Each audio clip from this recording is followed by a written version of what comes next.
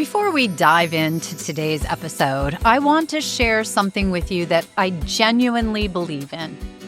If you are facing divorce and feeling overwhelmed, and I know you probably are, I want you to know that there is a better way to navigate this process. And that is why I am proud to partner with Hello Divorce, founded by my friend and CEO, Erin Levine. Hello Divorce offers a structured, step-by-step approach that helps you move forward with clarity instead of chaos.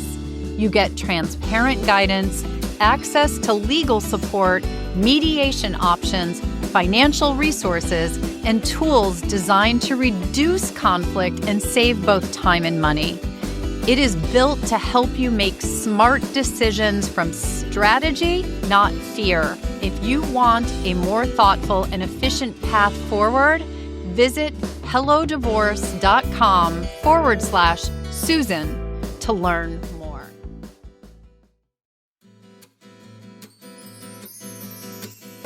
Welcome to Divorce and Beyond, a podcast about navigating divorce and what comes next.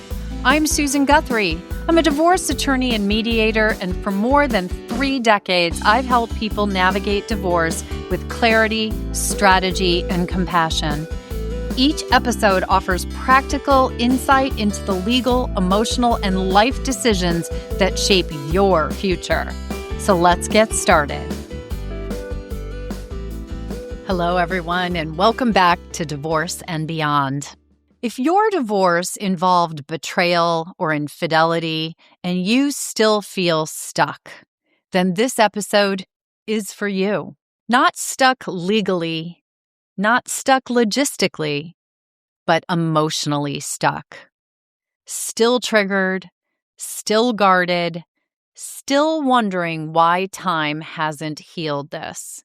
On today's show, we're talking about the long shadow of betrayal and why so many people get trapped in what feels like fine, but isn't truly healed. I am joined again by Dr. Debi Silber, founder of the Post Betrayal Transformation Institute and author of the new book, Unstuck. Her research uncovered the 5 predictable stages of betrayal recovery and why so many people stay stuck in stage 3. So if you've ever thought, why am I still not over this? Or if you are just finding out how horrible it feels to be betrayed, then stay with us. And let's talk about how you will be able to move from stuck to unstuck.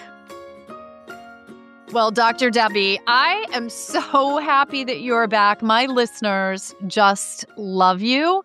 They love your prior 2 episodes, but it has been far too long. And you have a new book, so delighted to have you back. Always great to chat with you, my friend. I mean, betrayal is unfortunately a topic that will never go away. Not in my world, not in your world, and not really in the world. It's just a constant. But here today, we're talking about to people who are going through divorce. Many of them are dealing with some type of betrayal. And I'm wondering, because in this context, as you and I have talked about before, it really feels like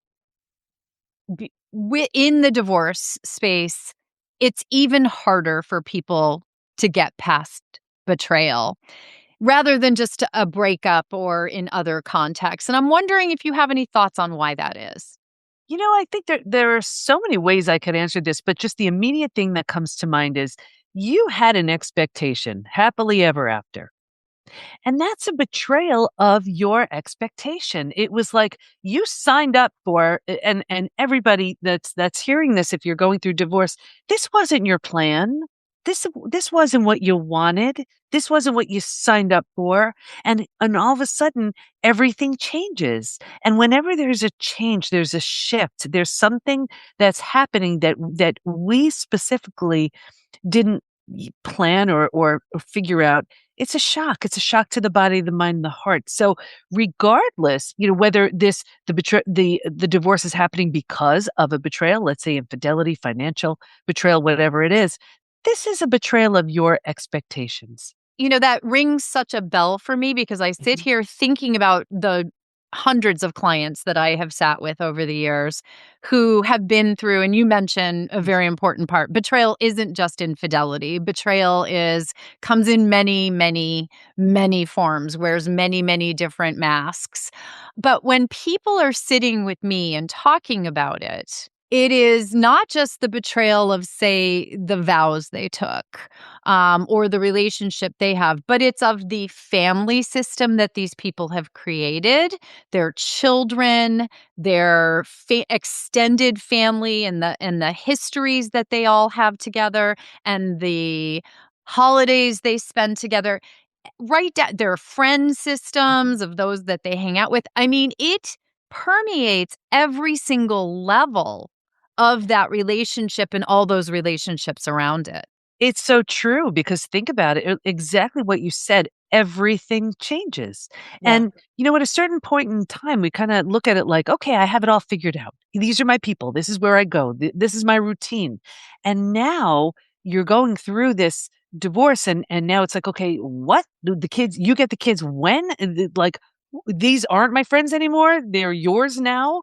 The holidays, you have to stand here. I have to stand here for a picture. Like, all of it, all of it. And it's a lot to refigure these things out because I think we kind of look at it like once we've created our plan, that's our plan. And here's the thing too, we don't like change. No, God, We no, we do not. we we don't like it. So this is a massive change. Now, of course, we can look at it and say it's a change for our, it's in our best interest, and we can use it as a catalyst for a transformation and all of that. But we do have to grieve. There's a grieving process here. Grieving is huge when it comes to healing. And I think so often we don't heal because we don't grieve what we've lost. And until we do, we can't move into what's new. Well, and that sort of ties into the title of your new book, Unstuck, right? Because Mhm, mhm. there's something about betrayal and the process of moving beyond it where we do get stuck. And in fact, you're famous for your post betrayal syndrome, Mhm. and the stages of that. And so for those who haven't heard your prior episodes, why don't you walk us through post betrayal syndrome? Sure. So that was the second of the three discoveries made in my PhD study. And that was what we learned was there's this collection of symptoms, physical, mental, and emotional, so tied to betrayal. It's now known as post betrayal syndrome. So we've tested over 100,000 people to see to what extent they're struggling. And there's a question on the assessment that says, is there anything else you'd like to share? And people write things like, my betrayal happened 35 years ago. I'll never trust again. My betrayal happened 40 years ago. I can still feel the hate. So we know we cannot count on time. We can't even count on a new relationship to heal it. Healing needs to be deliberate and intentional. But what happens is, because we don't know about post betrayal syndrome, we just assume these are symptoms of time. Like, well, I'm getting older, so that's why this exists. Or, oh, they're from stress or whatever. And what happens is we're medicating and suppressing the symptoms, but never looking at the root cause when they've all stemmed from this betrayal. And here's the best and the worst part about it. These symptoms persist until and unless we intentionally and deliberately heal the betrayal.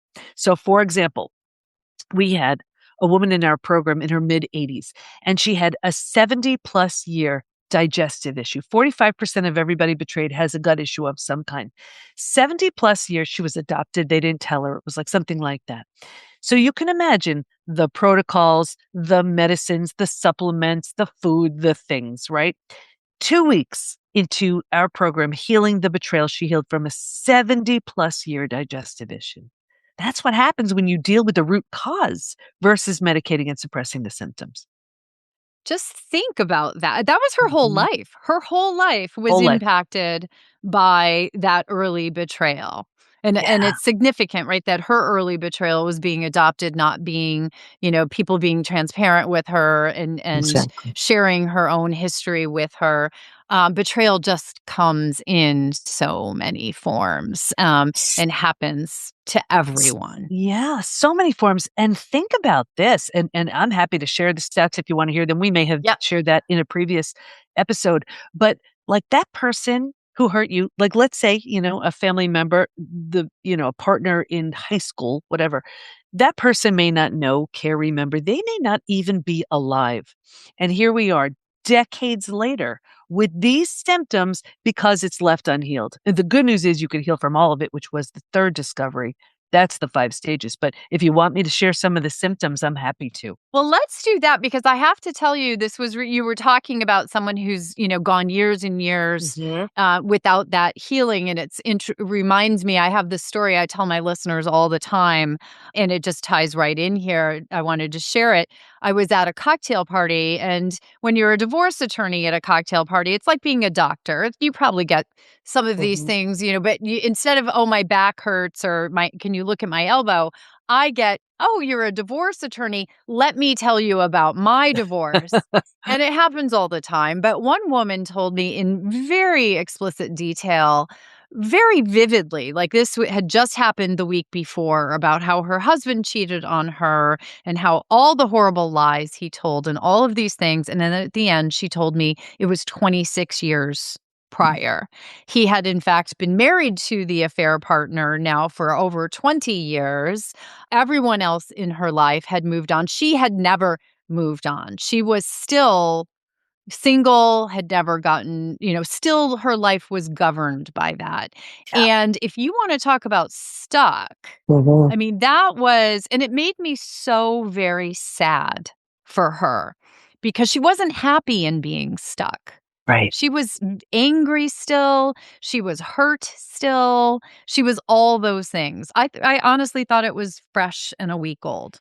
And you can always tell, and that is deep, deep stage 3 out of the 5 stages. Happy to share the stages, but you can tell when someone's story is so well rehearsed. They've said it 1,000 times, and they ignite the same hormones and chemicals, the stress-related symptoms, right? That they felt 20 years before. And that's not fair. That's not fair to that person, but we don't realize it. We're stuck in this loop. And, that reminds me of a story. We had a man in our program, and his betrayal happened 40 years ago. Logic has very little to do with healing from betrayal, but I brought on Sure. the logic because he needed like the hammer to the head kind of thing. And I said to him, we're going to do some math. And he's like, okay. And here it was, his betrayal happened 40 years ago. He said, take out your calculator. He had his phone. Okay. I said, how long ago did your betrayal happen? 40 years ago. How many times a day do you think about it? It's like, 10. Okay. How, out of those 10 times, how long do you think about it for? I don't know, 20 minutes? Okay. Do you come out of it with anything useful? Any aha moment? Any, oh, I get it. Anything? No. Let's do that math. I forgot the exact number. It was something like 5 years. 5 years. It was as if he took himself and put himself into a cage, a cave, and 5 years later came out with not one thing other than illness, symptoms, conditions, disease, because all he was doing was, it's one thing to ruminate. Ruminate is important, but marinate, that's a whole different thing. And 40 years worth of that. And that's what happens when we're so tragically stuck and then we're medicating and suppressing symptoms. Of course, we have repeat betrayals because, if nothing changes, nothing changes, or we keep everybody at a distance. 67% of everybody who's been betrayed does that. And we're wondering, like, why does life stink? Right. And Right. life stinks because we've created this sort of survival, but that's it. And here's the worst part about it. We're fine.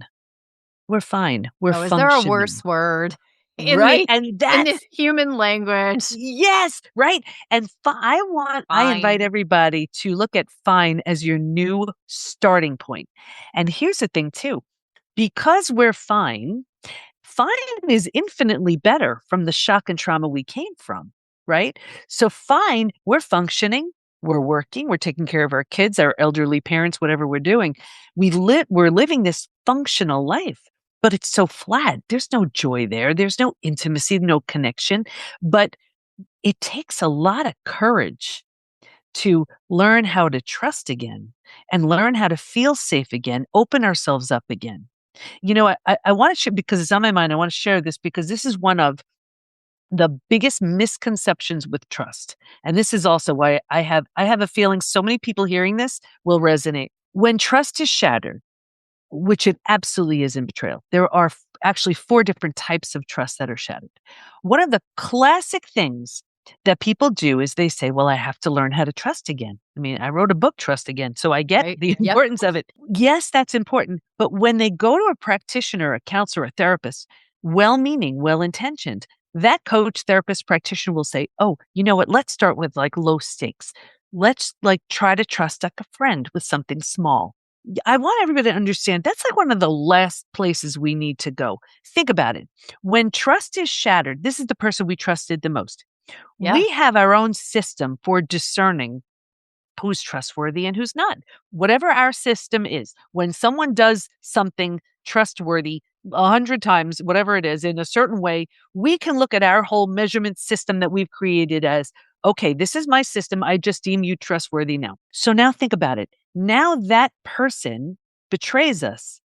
As terrifying as that is, what's even more terrifying is now my whole system for Right. discerning Yep. trust is fundamentally flawed. I don't know trust. I don't know trust exactly. So when people say, oh, trust that person, how do we even know if our system is correct again? You see? So it's one of the last places we need to look. And so many well-intentioned, well-meaning coaches just get this so tragically wrong because until and unless self-trust is rebuilt, there's nowhere else to work with. I mean, that's where we have to start. Well, and that has to be the ultimate wound of betrayal, right? If I'm Yeah. thinking about it, when you said that, that just like strikes to the core of thinking that when someone that you have put all of your trust in Mhm. betrays you, yes, you don't trust them and you may not trust others, but the trust that's truly eroded is your trust in yourself to discern who Mhm. you can trust. I never thought of it that way. Yeah. That's so Yeah. profound. And this is why, so again, so many well-meaning therapists, counselors, coaches say, "Oh, trauma's trauma." No, it's not. No, it's not. Like, let's say you lose your things in a house fire. Totally tragic. But you weren't, you can look at a fire, let's say, and say, that's a dangerous scenario. You weren't trusting in it. Or when some, with an external trauma, you weren't trusting in that trauma, right? Right. With betrayal, you were trusting in your own measurement system. You were trusting in your own ability to discern who's trustworthy, who's not. You were trusting in yourself. You were trusting in that person. You were trusting in all of it. So your foundation is so completely and totally rocked. And then if that's not enough, the person you'd run to when other people are causing the harm is the person Is causing the harm. right. The one who gave you that sense of safety and security is the very person to take it away. It's not a regular type of trauma. So anybody who tells you trauma is trauma, no, it's not. No, it's so I mean that honestly, it's such a there's so many elements to this. You drop Mhm. that betrayal pebble into this pond and it ripples out, into well, let's talk about those 5 stages Yeah. because we mentioned them. I know we talked about them in other episodes, but to anyone who's listening right now, they're like, "Come on, Susan, the woman has mentioned the 5 stages. Let's get there." Let's take a quick break here for a promo, but first, I want to pause for just a moment. If you are listening to this episode and recognizing yourself in that fine but not healed space, I've created a free resource to help you begin rebuilding self-trust after betrayal. It's called Rebuilding Self-Trust After Betrayal, a guided workbook, and it walks you step by step through where self-trust was shaken, how to reset boundaries, and how to start moving from stuck to unstuck. You can download it right now on the website at divorceandbeyondpod.com, and I'll also link to it in the show notes. And stay with us because in the second half of the episode, Dr. Debi explains the 5 stages of betrayal recovery, including why so many people get trapped in stage 3 and what it actually takes to move beyond survival mode. You don't want to miss that part. Now, a word from one of our sponsors.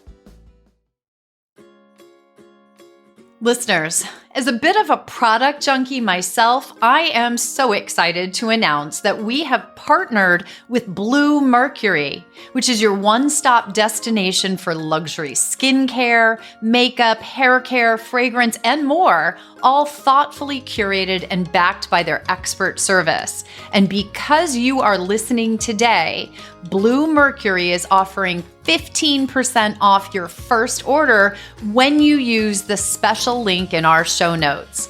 It's their way of saying thanks for being a part of the Divorce and Beyond family. So just click the link in the show notes, shop your favorites, and enjoy the 15% discount that will be automatically applied to that first purchase.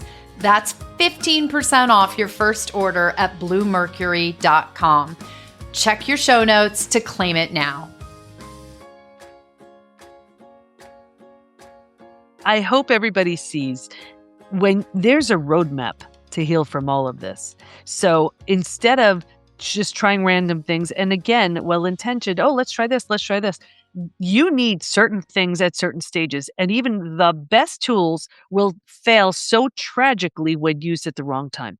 So when the 5 stages showed up, this was really exciting. And this was the third discovery, because what we learned was, while we can stay stuck for years, decades, a lifetime, and so many people do, if we're going to fully heal, we will move through these 5 proven, predictable stages.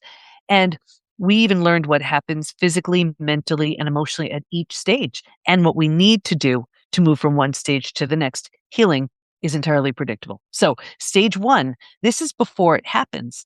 And if you can imagine 4 legs of a table, the 4 legs being physical, mental, emotional, and spiritual, what I saw with everybody, me too, was this heavy lean on the physical and mental thinking and doing, and neglecting or ignoring the emotional and the spiritual. Now, a lot of people get very upset with this, but I want to just share something. When you're in what you think is a healthy relationship, you're not scanning for betrayal. You are trusting. So you're kind of on autopilot because you're like, I don't have to worry about that. So it's only in hindsight that we can look at just what was going on and see things a little more clearly. So there's always this, how did I not see it? How did I not know? You weren't supposed to. Betrayal is very deceptive. You weren't supposed to see it. Right. Rightly so, right? So this is why you don't know. I just want to say one other thing, because I've seen this a million times, and don't be upset if you did this too. Sometimes people intentionally turn down their sort of BS meter, their intuition. And you may say, well, why do they do that? Well, because when you're busy living life, doing all the things, you may not have the mental, the emotional, the financial bandwidth to take this on. Think about it. Let's say you think something feels off. If you pay attention to that and shine a spotlight on that, you have to call that out. That will shake up everything you just created. You see? It's like you have that thread on the sweater. You're like, Yes. if I pull this Picking at one thing, the whole thing's coming down.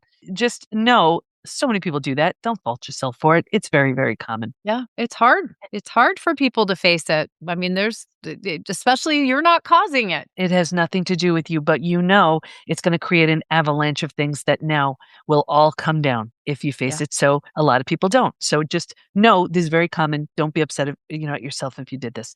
Stage 2, shock, trauma, D-Day, discovery day. This is the scariest. Yeah. Your whole world just imploded. This is the breakdown of the body, the mind, the worldview. So you've ignited the stress response. You're headed for every single stress-related symptom, illness, condition, disease. Your mind, you're like, what? How did this happen? And your whole worldview has just been shattered. That's your mental model, the rules that govern you, that prevent chaos. Don't go here, trust this person. And in one earth-shattering moment, every rule you've been counting on is no longer true. I just want to share another way, a reason why betrayal is different. When you, let's say, lose someone you love, Or let's take that house fire that we used in an earlier example. People rally. They're like, "Oh, what do you need? How can I help you? Here's a Let me be there for casserole. you." Yeah. Yeah, here you go. Don't bring the dish back. Don't worry about it. Right? But Yeah. think about it. With betrayal, your world imploded on a Tuesday, and your kids are like, "What's for dinner, mom?" You still have to go to work.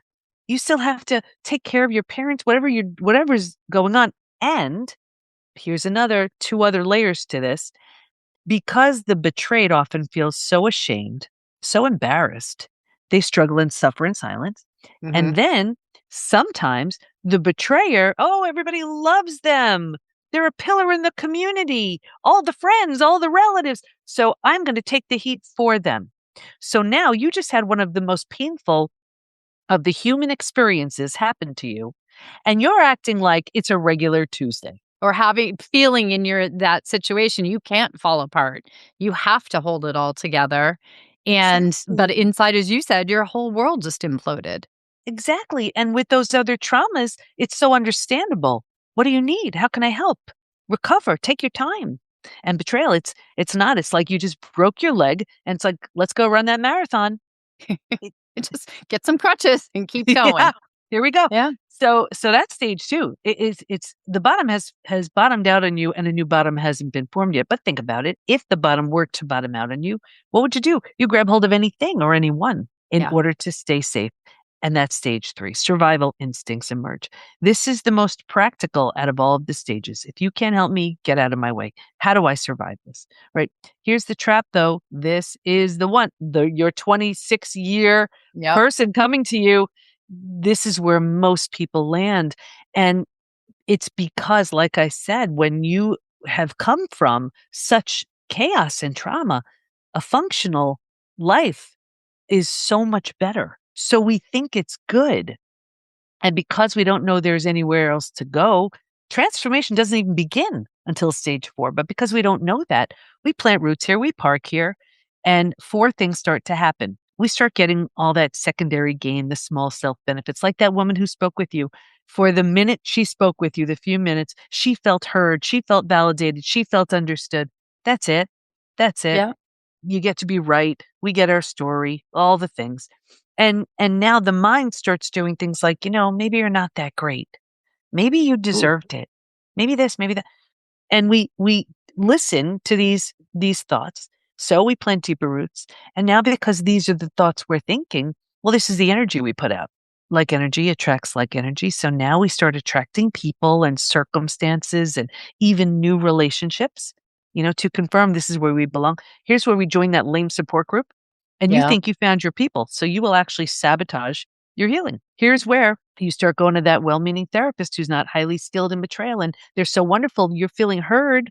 When you walk out, you're not an inch closer to stage 4. No, but You you know, got heard again saying the same thing again. It's so interesting. And I certify a lot of coaches and therapists and counselors. The therapists are the hardest to certify I believe because it. they're so used to opening up their heart here to share. And in stage 2, it's wonderful. In stage 3, it's like crazy glue. I mean, Yeah. I teach you. I don't care if somebody moves 1 degree, 2 degrees, 5 degrees. They need to move towards the next stage every single session, or what's the point? So here's also where people will sabotage their healing because they're afraid to outgrow their betrayer. This is a big one. If they heal, they may have different needs, different expectations, different boundaries, but that person's not going to go along with it. So instead of them saying, but that means that I've outgrown them, they say, I'm going to sabotage myself so I don't rock the boat. Oh, I see this. This could be marriages of decades where this goes on. Yeah. But there's so much fear of that growth. They're like, but this is what I know, even if all this does is cause pain. So they do this and they're healing and moving to stage 4 and 5, but they're like, "Nah," but they're not doing this. So instead of them coming up, they're like, okay.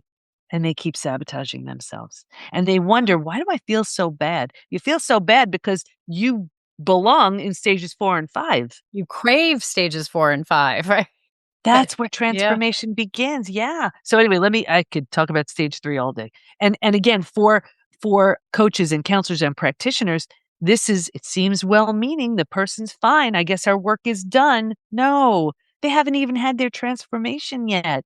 They're going to go on to the next coach, counselor, therapist because they're craving something more.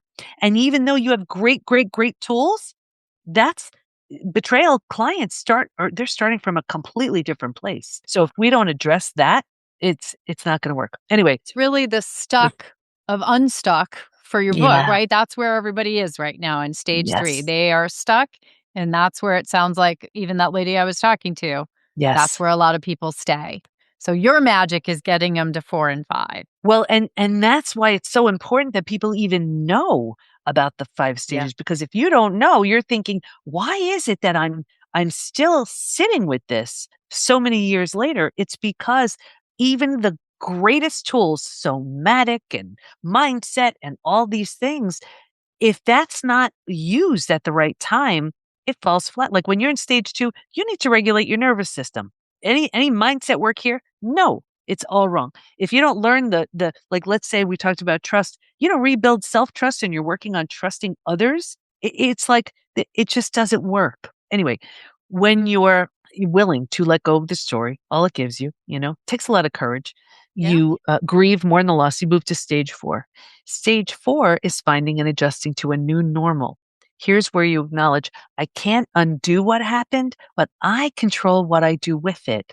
Just in that decision, we're starting to turn down the stress response. We're not healing just yet, but at least you stopped the massive damage that was Yeah. going on in stages 2 and stage 3.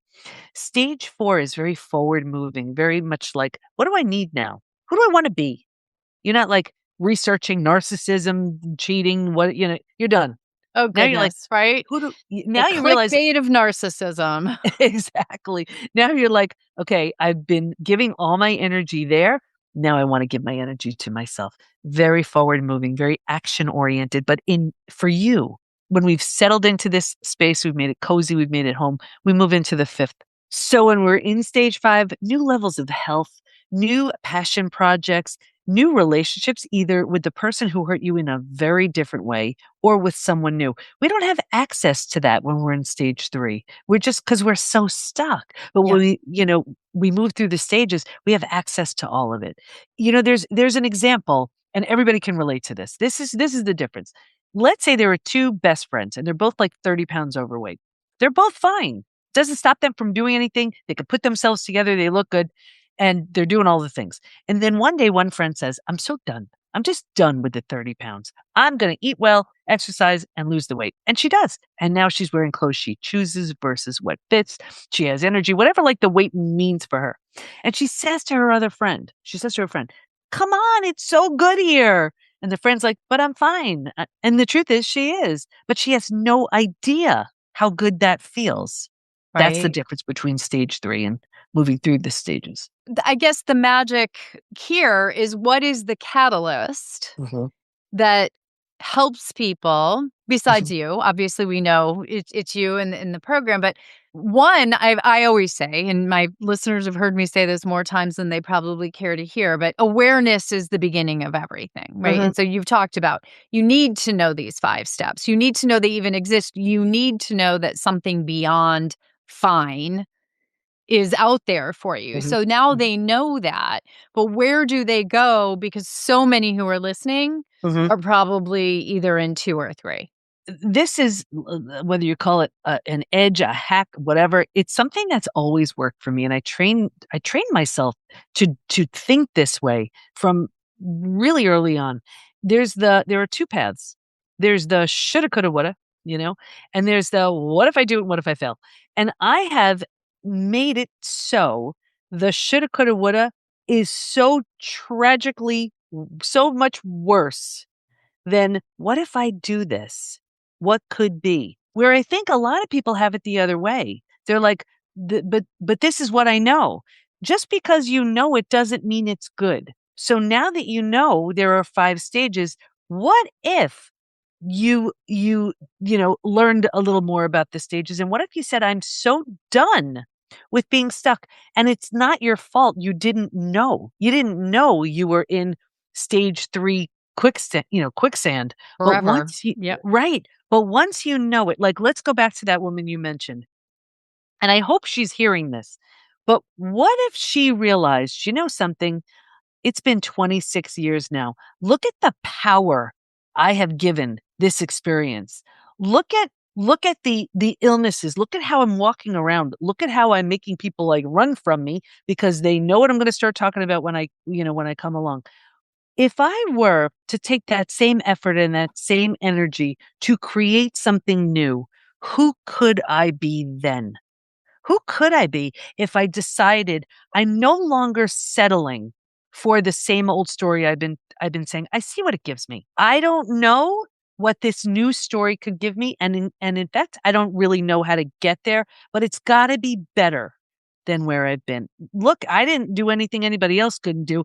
I was like, I'm either the poster child for betrayal, or I've got to learn my way through this, and if I do, I'm taking everybody with me. Yeah, so there's that. I mean, I love the self-determination part of all of this because one of the things that betrayal does to us is makes us feel so powerless. Mhm. Somebody else did something that I think to us in our emotional impact of that feels like this has happened to us. We did nothing wrong, and yet someone destroyed our trust. In fact, four kinds of trust, as you've Mhm. said, and all that. And what you're talking about here sounds so very simple, but is so important that it starts in here and in here, in your mind and in your soul is where these changes are going to start when you realize that there is something else out there for you.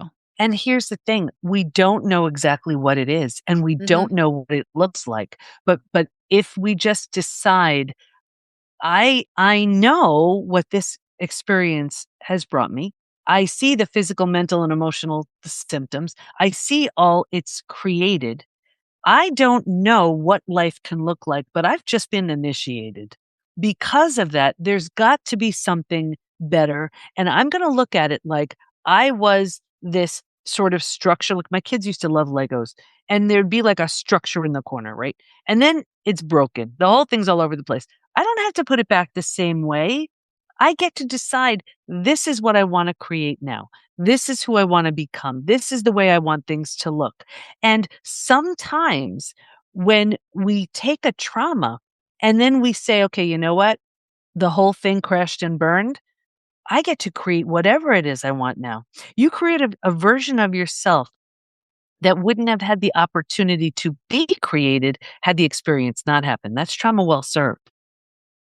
Sort of the phoenix rising from the ashes, right? The ashes of whatever that old construct was, and you get to create something new from that fire. Yeah. I was just thinking as we were talking about this, there's been a very uh, famous or certainly well publicized case of infidelity in the news recently. We're taping this right as the Winter Olympics are going on, and there was the case of the skier. I can't remember what country he was from, Mhm. but as he won a gold medal, he and his teammates in skiing, he took the opportunity when he was being interviewed, "Oh, hey, you just won a gold medal. How do you feel?" And instead of saying great and congratulations to my teammates, he said, "I feel awful because I cheated on the most wonderful woman in the world and I should not have done that. And I'm so very sorry." And it brought all this, I think, unwanted attention to the former girlfriend. Uh-huh. And Uh-huh. there's been a lot of talk about this on social media and on the news and all that. And I will say to you, it felt like a second betrayal to me when Mhm. he did that Mhm. and made so public something that perhaps hadn't been and put her in what I felt was an uncomfortable position. And I'm just Yeah. wondering, from your expert eyes and viewpoint, what might you say was happening there? Yeah, it was so wrong for so many reasons. First of all, you shouldn't have betrayed, period. Let's be clear. It's not a mistake, it's a choice. Let's just say that. The second thing is, what if she didn't want the world to know? Well, look Eh, what he just did. The third thing is, he made it all about him. Yeah. He made it all about him, which is probably the reason why he betrayed in the first place, making it all about him. And that's so wrong too, because someone who truly gets it, and I've worked with so many betrayers, they wake up, they become someone they're proud of. This was the biggest wake up call of their life. Now, did they learn it off of breaking the heart and shattering the trust of the very person that loves them the most, that they love the most? Yes. And there's a tremendous opportunity when they've truly, truly woken up, because then they realize it's not all about them. It's all about what does that person need now? But this experience, with this Olympian, that's not at all what that looks like. This was like, look at this public thing I'm saying. Here I could be saying how excited I am for the gold, and I'm so sad in my heart. And no, no, no, no, no. It's so wrong for so many reasons. That is not the time, the place, the all of it. It really did feel like that secondary betrayal because you're right. I think through the news we've heard she really did not want this to Mhm, be made public. And mhm. and I will give the press credit. They have not released her identity and name and she released a statement and that's all they put out. But you've said something that's interesting in there. And I don't think we've talked about this really in any of your episodes because you talk about the situation where the betrayer Mhm. also has the opportunity to grow, change, and perhaps in a way that can keep them with the person they betrayed. And Mhm. that's certainly between both of them. But Yeah. we've not really talked about the effect of betrayal on the betrayer. And I'm just, Yeah. I'd love to hear some of your thoughts on that. It is a tremendous opportunity. And this is not this it, just as moving through betrayal is grueling for the betrayed, that's what it is for the betrayer as well. Because not only do they Mhm. have to get their act together, why they made these choices, why they did these things, they also have to be there in the way the betrayed needs if they're planning on rebuilding. Here's what I also see as it relates to rebuilding. This is the kind of thing where they have to show up 110%, like nothing less, nothing less. But a lot of people are so afraid of the death and destruction of the old. That's the only way they birth the new. I don't know, who knows about my story, just to close the loop there with my family betrayal. It was a family betrayal and my husband. With my family, there was no change. There was really nothing to work with. So I healed myself and moved along. And I'm so family oriented. So this was bananas for me. But I realized this is what I'm working with. With my husband, as two completely transformed people, we married each other again. New rings, new vows, new dress, and our 4 kids is our bridal party. But it was the death and destruction of the old. I mean, I'm a highly sensitive empath with integrity as my highest value. So when the Mhm. betrayal happened, that was the end. That was it. I couldn't live with that. I couldn't Right. live with that. For the betrayer as well, when they realize they have lost everything, it's a huge wake up call, which very often, and now I don't want the betrayed to take this the wrong way, without that crash and burn, they could be enabling the betrayer because they don't feel the consequences of their actions. It's a huge thing on both sides. Do I have time just to teach something quickly? Yes, Okay. always. I want to teach something. It's called the window of willingness. And I want to teach this because there are so many people, and I feel your heart right now if you're listening to this, where you are banging your head against the wall and you're like and you're unsure if your efforts are even working. I want to show you this is how to know if it's safe and in your best interest to heal and rebuild with someone or to move along. Okay? Real simple. I call it the window of willingness. We're going to start with the window the widest open, representing the greatest opportunity you have to rebuild with someone if you want to. You don't have to, but if you want to. It's the widest open. This is level 1. It's gonna sound something like this. "Oh my gosh, I cannot believe what I just did. How in the world did I hurt you like this? What can I do to make it up to you?" Now, of course, with betrayal, it takes a lot more than that, but that person has owned it. They're taking full and complete responsibility, right? You Mhm. have great potential if you want to. Again, you don't have to, but if you want to. Level 2, you're gonna feel the window closing a little bit on this next one, and you know it's coming when you hear the word "because." Well, I did it because da, da, da. I said it because da, da, da. Now, there's still something to work with, but if you notice, it doesn't feel as good as when the window was the widest open, right? Okay, listen for level 3. You know it's coming when you hear the word you. Well, I did it because you. Da, da, da. I said it because you. Da, da. This is crazy making. Don't believe this for a minute. This is someone's inability to take responsibility for their own behaviors. This is the kind of thing where we feel like we want to walk around writing things down. But yes, you did. You said that. Look, level 3, you have very little to work with here. Level 3 and level 4, very close cousins here. Level 4, the window is totally shut. And this, it sounds like this. I don't know what you're talking about. You need help. You really, you're crazy. So there are so many people that have been working with a level 3 with a level 4.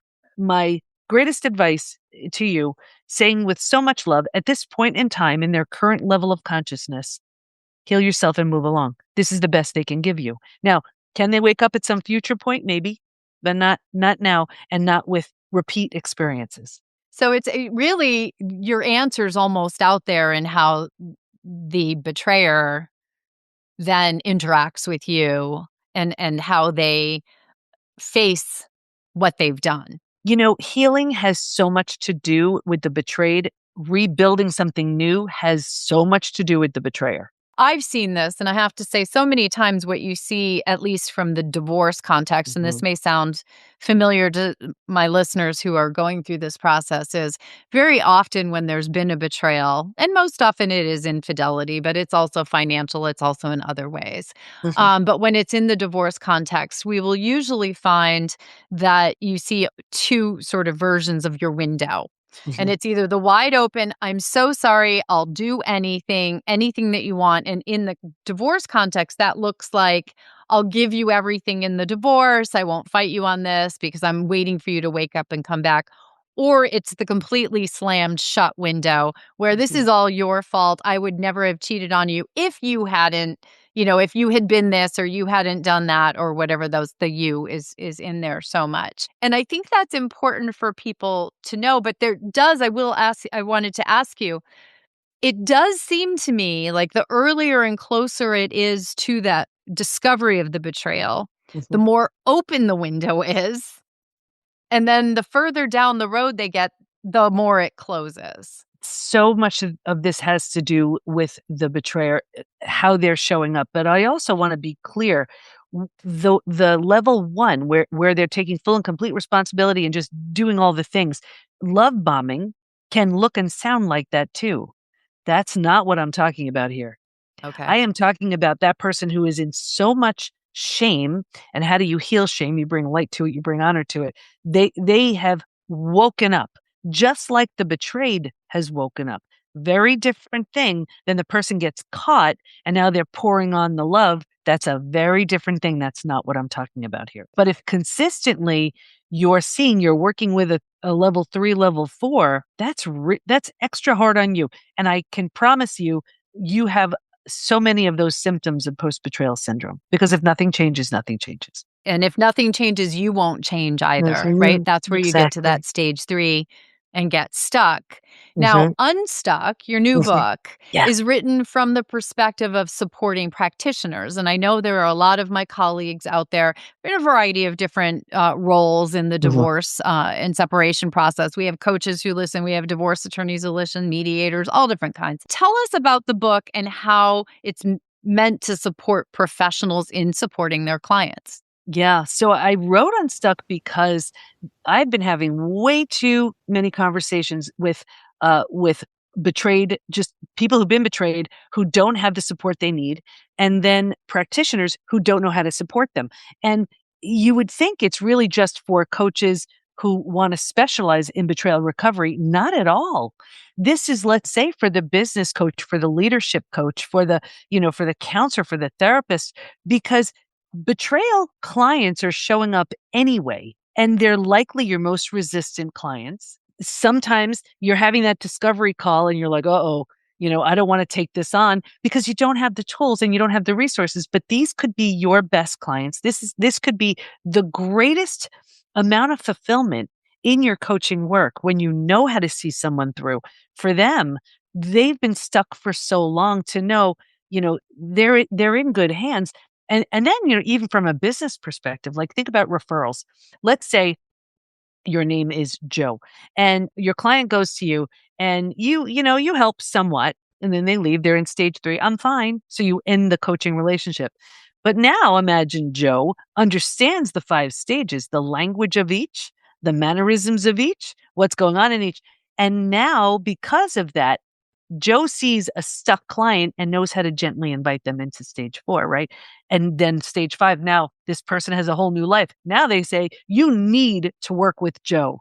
Joe helped me transform my entire life. This was the greatest thing I could have done. What I'm doing is in Unstuck is sharing the roadmap for practitioners so that whether you choose to specialize in betrayal recovery, that's great. But if not, at least you know what to look for when these clients come along. And even if it happened years ago, you heard my story about the 80-something-year-old woman, it's affecting them now. Like, you could be the best leadership coach and someone's coming to you. They're like, I have to oversee. I can't trust my team, and they're exhausted. Like, that's screaming unhealed betrayal. It's knowing what to look for so you could be so much more effective when you're working with your clients. There's nothing about getting people to fine that's compelling, as you said, right? There's Right. certainly not in those of us who work in businesses where referrals. So I do want to Yeah. mention to my colleagues out there who are listening, Dr. Debi is going to come back and visit with me again on the Practice Playbook podcast. We'll talk more about how Unstuck can support you in your practice. So be looking for that episode. But for the people who are listening to Divorce and Beyond, who are Mhm. going through divorce or who have just gone through betrayal, Mhm. as so many of us will in our lives, Yeah. what resources and support do you have for them? Because I know they're all sitting there going, okay, I'm in stage 2 or 3. How do I get to stage 4 and 5, Dr. Debi? How do you help them? I mean, of course, my books and the podcast and everything is on the site, but I will also share that we just started a wait list. And it's a wait list because there are so many people who've been betrayed, and we don't have enough people who understand betrayal recovery to help them through. So as certified coaches, PBT coaches and practitioners become available, they understand the 5 stages, I'm going to be matching them up with people on the wait list. So instead of them seeing just a random, well-meaning, again, therapist, counselor, whatever, if you're looking to move through the stages, you need to work with a certified PBT coach so they could just join us on our free wait list. And as they become available, we're going to be doing some matching. So where do they get on the wait list? Website? Yeah, so everything is at the PBT as in Post Betrayal Transformation, thepbtinstitute.com. Well, as always, I will have a link to both the website and the new book, as well as Dr. Debi's other books and other resources, the podcast, all of the above. I've been lucky enough to be on the podcast before. It's an amazing resource for you. She has even more episodes than we have of Divorce and Beyond. Any topic you might want to find on this, on betrayal, is going to be there for you. Dr. Debi, thank you so much for coming back. It is always such a delight to have you on. Your insights, I told you this before. Every time I meet with you, every time I learn more from you, I listen to one of your podcasts, read one of your books, I then find myself sitting with clients or doing a podcast episode. I open up my mouth and you come out. You know, the 4 Sorry. legs of the table has been used before, stuck in stage 3, all of the above. So I know you help so many people in so many different ways. I really appreciate your coming back and joining us. Thank you so much. Thank you for the opportunity. Thanks for the great work you do. And your episode was a big hit on my podcast as well. Oh, well, and thank you again. As always with Dr. Debi, there is so much gold in that episode. So before we close, I'm going to pull out a few golden nuggets from our powerful conversation. First, betrayal is not just heartbreak.